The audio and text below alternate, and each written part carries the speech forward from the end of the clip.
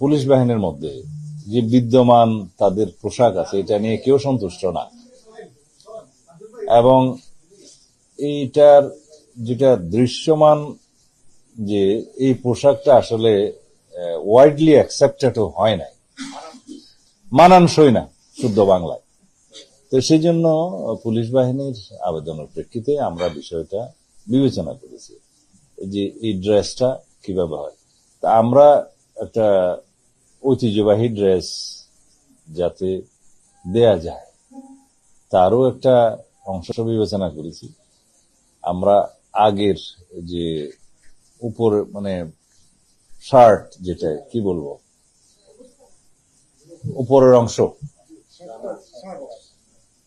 আগে যেটা ছিল মেট্রোর জন্য এবং সারা দেশের জন্য, সেটা আমরা বহাল রেখেছি। তবে প্যান্ট পাজামা সেটা আমরা খাকি ড্রেস দিয়েছি।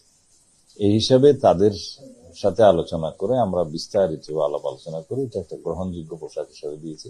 সেটা তাদের পরিধান করতে আর কিছুদিন সময় লাগবে, কারণ এটা প্রস্তুতির বিষয় আছে, কাপড় প্রোডাকশনের বিষয় আছে, জামার বিষয় আছে। এটা এখনো আমরা অফিসিয়ালি ঘোষণা করিনি, তবে আমরা সিদ্ধান্ত দিয়েছি, আজকে ঘোষণা দিলাম।